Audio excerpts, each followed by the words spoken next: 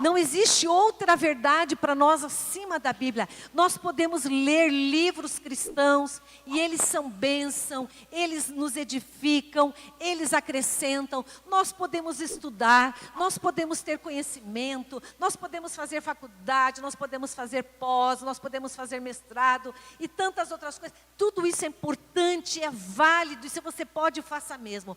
Mas para nós, nada substitui as Escrituras. Nada. Como cristãos, a Bíblia é o nosso manual, é o nosso livro de fé. Ela é a palavra de Deus, a única regra de fé e prática para a vida cristã. Por isso nós precisamos ler a Bíblia. Quando nós lemos, ninguém nos engana. Porque nós podemos dizer, não é isso que está escrito. Ou, realmente, é isso que está escrito. É a Bíblia, é a palavra de Deus que nos fortalece. Nos dias maus, nos dias de dúvida, nos dias de angústia, você pode não ter ninguém lá com você. Mas se você tem a palavra de Deus, se você lê a palavra de Deus, ela ministra o teu coração, porque ela é fonte de vida. Então, somente a Bíblia. Você pode ter uma biblioteca riquíssima, com inúmeros exemplares. Mas a Bíblia precisa ser o nosso principal livro. E outros livros vão acrescentar, vão edificar. Não são... quando Lutero estabelece como fundamento somente a Bíblia, ele está dizendo, não tem outro livro, não tem outro material, não tem nada que seja mais importante para consolidar, para edificar a nossa fé como verdade absoluta do que a Bíblia. Então, somente a Bíblia, porque ela é inspirada por Deus. E ela é que é útil para o ensino, para a repreensão, para a correção e para a instrução na justiça. Amém, queridos? E aí eu quero perguntar para você, você é um cristão que lê a Bíblia? Queridos, nós precisamos mudar os números. Números mostram, dados mostram, que entre o povo cristão, muita gente, um número muito grande, não lê a Bíblia. Nós precisamos ter uma rotina de leitura da Bíblia todos os dias. Todos os dias nos alimentarmos da palavra de Deus. Porque às vezes nós nos alimentamos de tantas coisas, ouvimos tantas coisas, mas não ouvimos, não nos alimentamos do que a palavra de Deus traz para as nossas vidas. O segundo fundamento da reforma é somente Cristo. Então, primeiro que eu falei, somente a Bíblia. O segundo, somente Cristo. 1 Timóteo, capítulo 2, versículo 5, diz: pois há um só Deus e um só mediador entre Deus e os homens, o homem Cristo Jesus. Por que Lutero traz esse fundamento somente Cristo? Porque no contexto em que ele vivia, e lembrando, ele fazia parte do contexto daquela igreja, ele era um monge, ele era um teólogo. Naquele contexto, haviam muitos santos e imagens na igreja. E o povo acreditava que para cada coisa devia se pedir a um santo, a uma imagem em específico. E não é diferente nos dias de hoje, queridos. Então havia muitas imagens, havia muitos santos, e é bem interessante que muitos santos foram surgindo devido ao contexto que as pessoas estavam vivendo. Então elas recorriam a um ser, né, a um ser santo, e aí por causa do momento, né, que eles estavam vivendo, davam um nome àquele santo, àquela imagem. Então naquele contexto haviam muitas, a igreja estava recheada de santos e de imagens. E aí, as pessoas, em vez de recorrerem a Deus, em vez de recorrerem a Cristo, elas recorriam às suas necessidades, às imagens, aos santos. E Lutero, então, observando aquilo, aquela quantidade de santos e de imagens que desviava as pessoas do foco que era Cristo, ele estabelece, dentre os seus fundamentos, somente Cristo. Nada e ninguém substitui Cristo. Ele é o único mediador entre nós e Deus. Há um cântico que a gente cantava muitos anos atrás que dizia: pelo novo e vivo caminho. Jesus estabeleceu, Jesus nos deu esse novo e vivo caminho até o Pai. Nós não precisamos de nada e nem de ninguém fazendo este caminho, intermediando este caminho, porque Ele já fez. Jesus rasgou o véu que separava. Ele rasgou o véu. Hoje nós temos livre acesso a Deus. Só que naquele contexto as pessoas não recorriam a Jesus. Jesus não era o centro daquela igreja. Mas haviam inúmeras imagens que eram recorridas nos tempos difíceis. E Lutero, então, ele protestou por uma igreja cristocêntrica. Cristo é o centro da igreja, porque foi Ele quem morreu para dar vida para a sua igreja. Somente Jesus é o nome que salva todos aqueles que o invocam. Somente Ele. Olha o que diz Atos capítulo 4, versículo 12. Não há salvação em nenhum outro, pois debaixo do céu não há nenhum outro nome dado aos homens pelo qual devamos ser salvos. Não existe outro, querido, não existe salvação fora de Jesus. A Bíblia nos diz: aquele que tem o Filho tem a vida. Quem não tem o Filho já está condenado, não tem a vida. Então, somente Cristo, queridos, não há outro nome, como o texto de Atos diz, não há salvação em nenhum outro, não há. É somente em Jesus. E uma igreja verdadeira, um cristão verdadeiro, crê que somente Jesus salva. E somente Ele é digno de receber o louvor e a adoração. Somente Ele. Nós não... as pessoas são importantes na nossa vida, as pessoas nos ajudam, as pessoas contribuem conosco, elas são um instrumento de Deus, mas somente Cristo salva. E você vai perceber se uma igreja é verdadeira, se ela é cristocêntrica, se ela vive os princípios de Jesus Cristo, as palavras de Cristo. E como cristãos, não importa o que os outros dizem, não importa, é o que Cristo diz. A Bíblia fala em Jeremias também, capítulo 17, versículo 5, diz assim: maldito o homem que confia no homem, que faz da carne mortal o seu braço e aparta o seu coração do Senhor.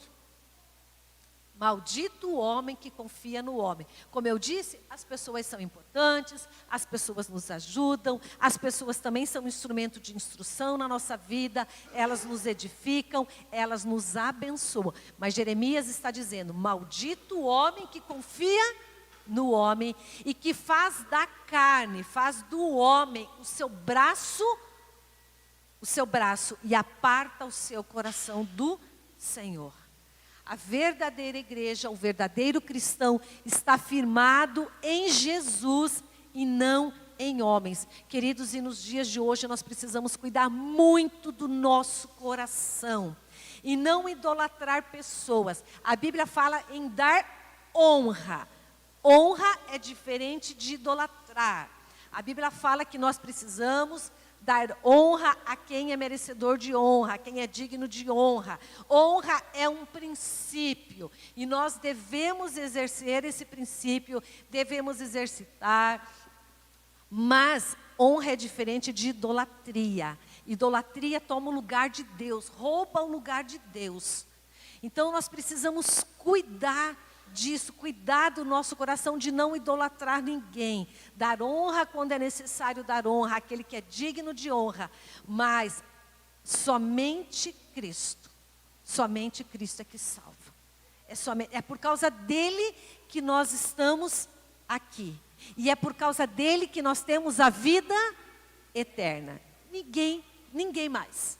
Então, somente Cristo, somente a Bíblia, somente Cristo. Um terceiro fundamento da reforma e das igrejas reformadas, das igrejas evangélicas é somente a graça.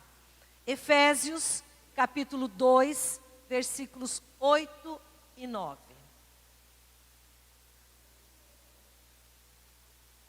Pois vocês são salvos pela graça, por meio da fé. E isto não vem de vocês, é dom de Deus, não por obras, para que ninguém se glorie.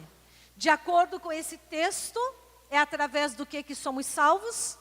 Pela graça, favor imerecido. Nós não merecíamos ser salvos por causa do nosso pecado, por causa da dureza do nosso coração, da dura cerviz, mas pela graça nós somos salvos. E por que Lutero afirma que somente pela graça?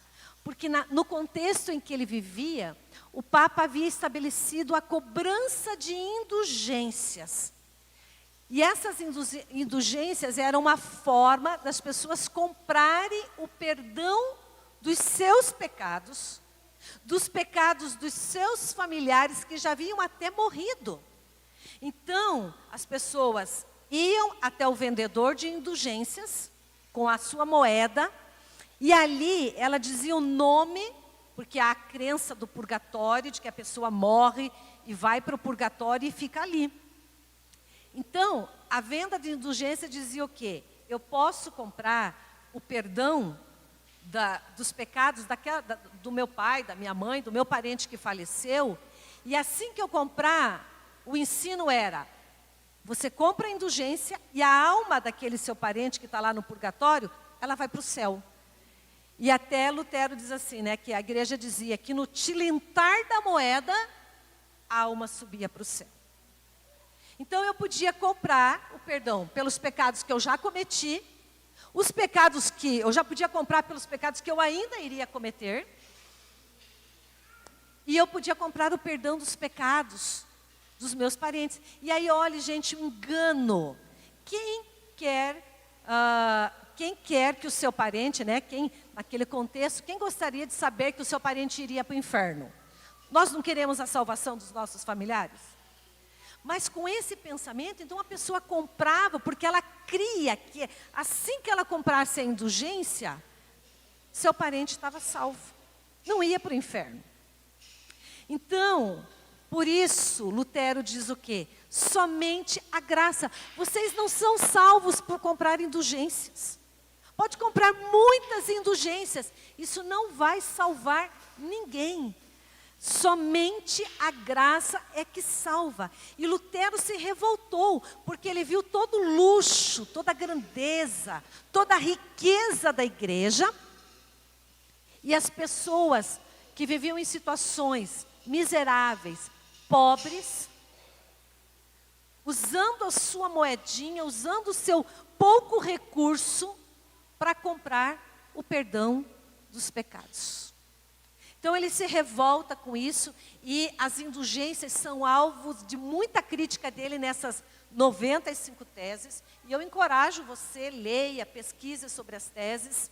Então ele critica profundamente nas suas teses a indulgência e a autoridade papal, porque naquele contexto, e as indulgências elas eram vendidas porque o Papa havia liberado. E aí havia também uma crença de que o Papa era infalível. Então, nas indulgências, Lutero vai dizer, não, o Papa é um homem, como eu e você. Então, ele é falível, ele erra, ele está sujeito a falhas e erros como qualquer um de nós. Então, diante daquela realidade, e uma vez que Lutero viajou para Roma, ele viu a miséria, o sofrimento do povo ali, todo aquele sofrimento, comprando indulgências. Então aquilo deixa Lutero indignado. Então por isso que um dos fundamentos, olhando tudo aquilo, é somente a graça. E é interessante porque Lutero, ele se converte lendo o livro de Romanos. E no livro de Romanos ele vai perceber o quanto a igreja estava distante dos princípios da palavra. Então, quando ele leu, quando estava ali lendo na Bíblia, quando estava lendo o livro de Romanos, que os nossos pecados, que Jesus pagou pelo perdão dos nossos pecados, e é a graça dele que nos perdoa, e não são as obras. Queridos, as boas obras, elas acompanham aqueles que já foram salvos. Mas nós não somos salvos por fazer obras. Nós podemos ser uma pessoa muito boa, muito piedosa, tentar fazer tudo certo, moralmente, não mentir, não enganar. Sabe quando que a pessoa diz assim, eu não bebo, não fumo, não engano, não roubo, não mato ninguém. Não tenho pecado. Já ouviram? Não bebo, não fumo, não engano, não mato ninguém, não tenho pecado. Eu não peco. A Bíblia diz que todos pecaram e carecem da glória de Deus. Todos. Você pode não fazer esses pecados, mas nós cometemos outros. Nós nos afastamos de Deus. Então, quando Lutero entende isso, ele não podia mais ficar longe dessa verdade. E não podia deixar de proclamar essa verdade. Não é por obras. Pode ser a pessoa, como eu estava dizendo, mais piedosa, mais generosa. A pessoa que tenta moralmente fazer as coisas mais corretas. Se ela não tiver Cristo como Senhor da sua vida, ela não é salva. Ela não é. Todas as boas obras dela vão acompanhá-la para onde? Para o inferno. Porque a Bíblia, como eu disse já um texto, aquele que tem o filho, tem a vida. Quem não tem o filho, não tem a vida. E essa vida nos é dada por Cristo Jesus, através do quê? Da graça. Somente da graça. Eu não preciso fazer nada, eu não preciso cantar bonito, eu não preciso ter todas as habilidades para mostrar para Jesus que eu sou uma pessoa habilidosa. Não, é graça. É simplesmente quando eu reconheço que eu não sou nada sem Ele. E que eu preciso da sua graça. Então Lutero, ele faz o quê? Ele rasga a bula papal que autorizava a cobrança de indulgências. E ele declara, somente a graça. Eu sou salvo pela graça. As obras não salvam ninguém. Agora, como salvo, eu exerço, eu faço boas obras. Mas como resultado da vida de Cristo em mim. Porque eu sou uma nova criatura. Eu tenho uma nova natureza. Quando eu e você dissemos sim para Jesus, nós passamos a ter uma nova natureza. E essa natureza é a natureza de Cristo. Então, eu pratico boas obras. Mas por causa disso. Não para ser salvo. Um cristão autêntico, verdadeiro, ele depende da graça de Deus. Em todo o tempo. Não é por mérito. Não é por aquilo que ele faz. Ele entende que a salvação é pela graça de Deus. E Jesus disse, em Mateus 10:8, ele diz, de graça recebestes, de graça dai.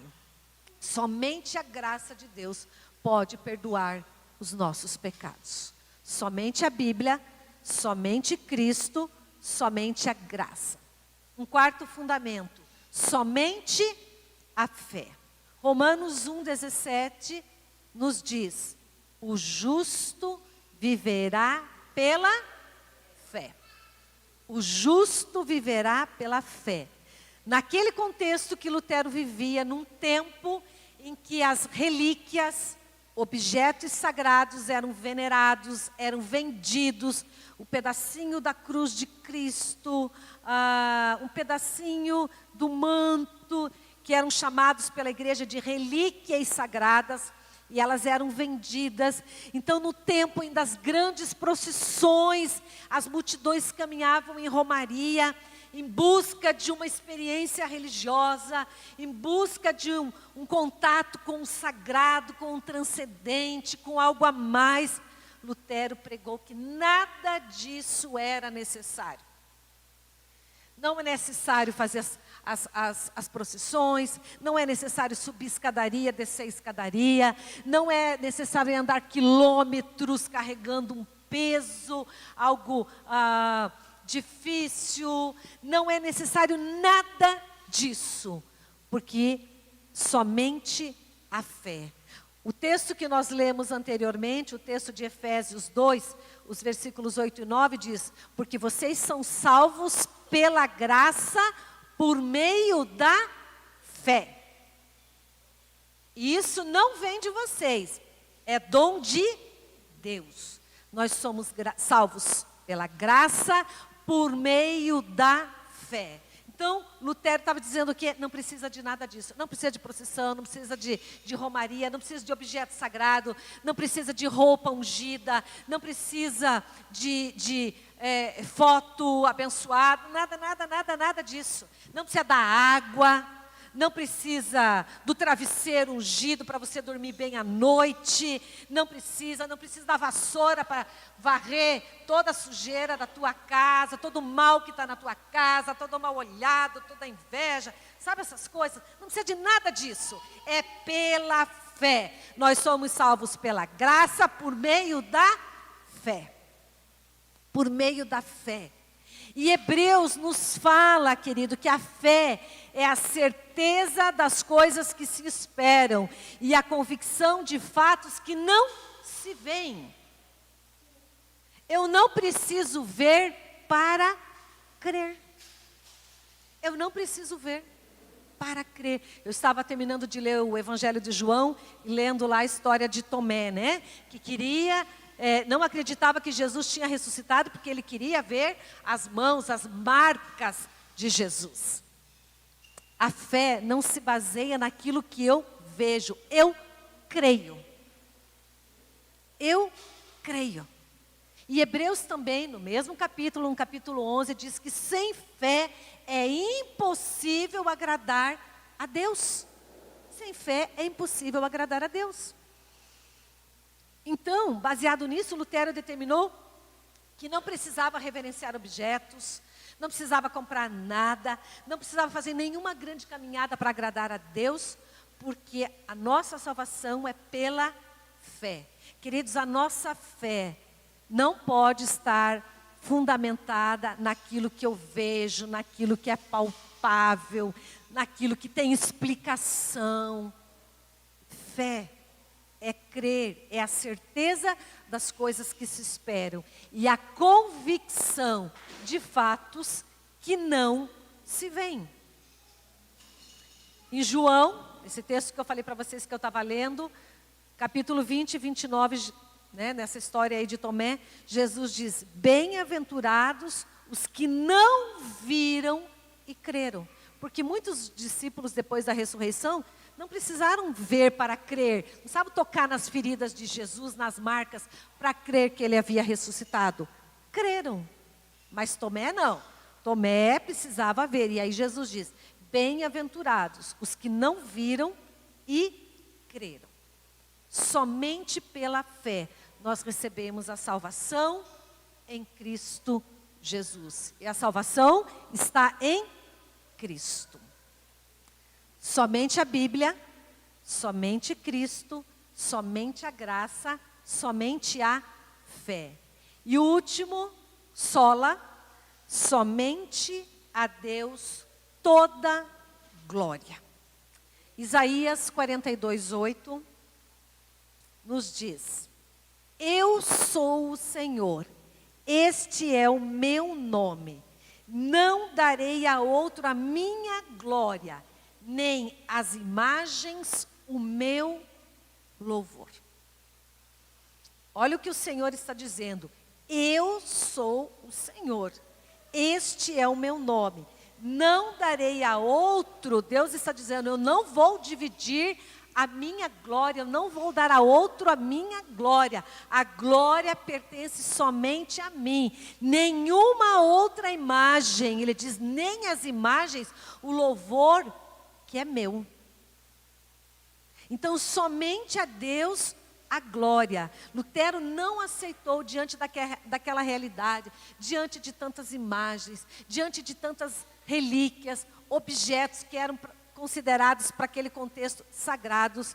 Ele não aceitou que tudo isso recebesse louvor, nenhum louvor e nenhuma glória, porque a palavra de Deus declara que somente é Deus a glória, a honra, o louvor, somente a Ele e a ninguém mais.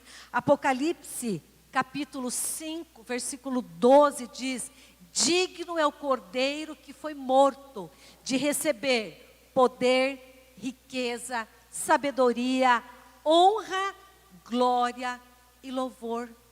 Somente a Deus, e Deus não divide com ninguém. Deus não divide com homens, Deus não divide com imagens, Deus não divide com objetos, Deus não divide com ninguém. Somente a Ele. Ele é o único digno de receber adoração, honra e glória.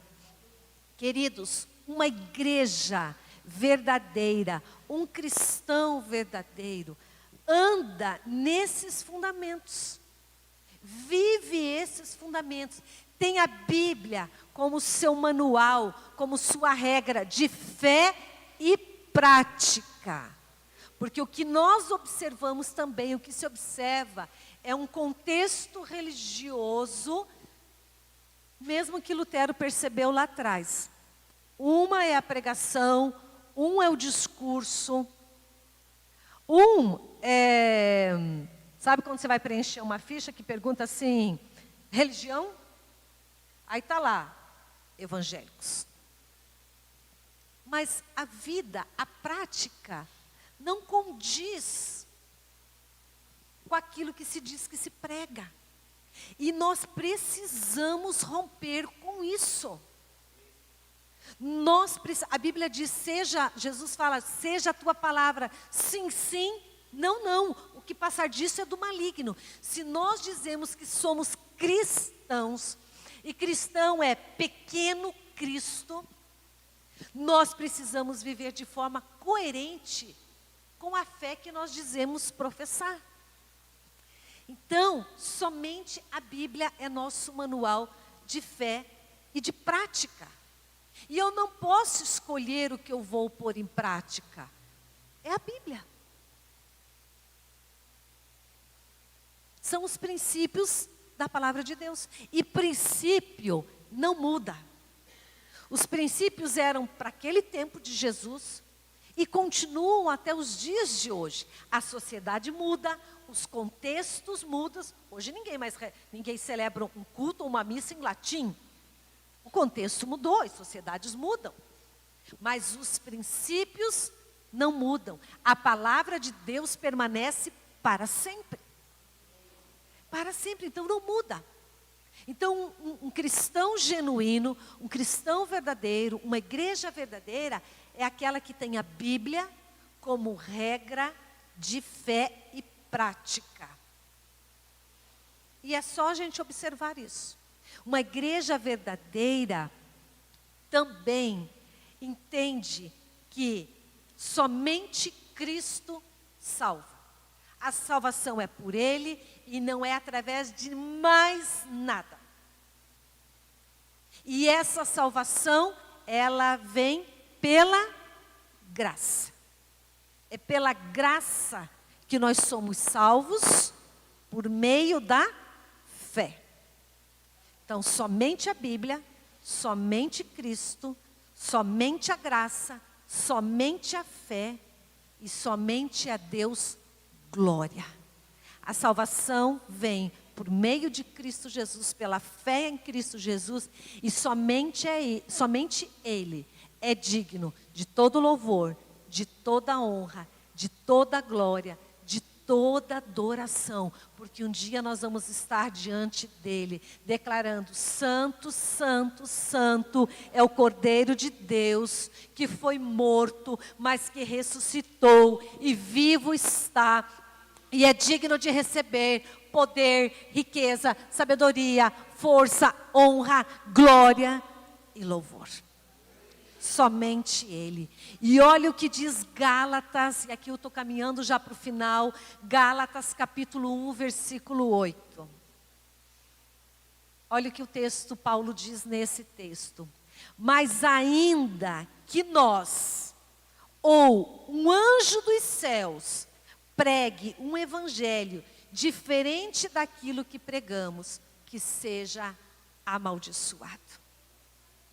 O Evangelho de Cristo está na palavra de Deus. Ele é o verbo de Deus. Ele é as boas novas. Porque Evangelho quer dizer o quê? Boas novas.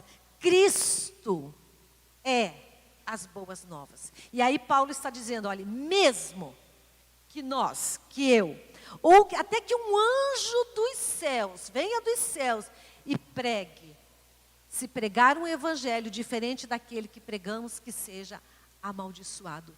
Queridos, num tempo de tão fácil acesso a informações, porque hoje nós temos informações aqui, ó. As informações estão aqui, ó. Nós estamos acompanhando o tempo todo as notícias, as informações. Hoje nós temos aqui acesso a centenas de pregações, de louvores. Mas tudo que nós ouvimos precisa passar pelo crivo da palavra de Deus. Aquilo que está sendo pregado, que está sendo cantado, está de acordo com a palavra de Deus? Nós precisamos ser astutos.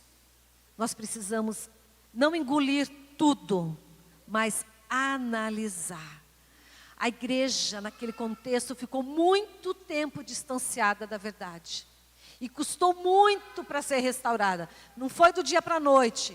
Lutero afixou as 95 teses no dia 17 e no outro dia tudo tinha mudado. Levou muito tempo.